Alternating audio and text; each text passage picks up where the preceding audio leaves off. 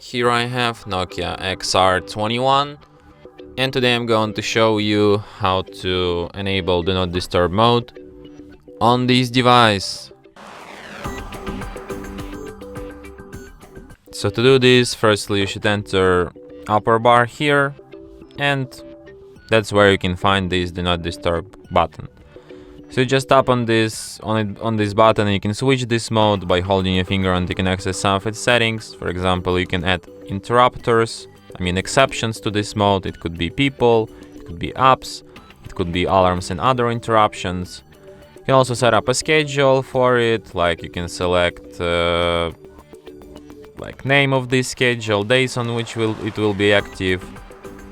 You can set up default duration of this mode. And you can also hide notifications, like you can only disable sound from notifications, or you can disable visuals and sound, or you can customize what you want to disable and what you want to keep enabled. And that's it.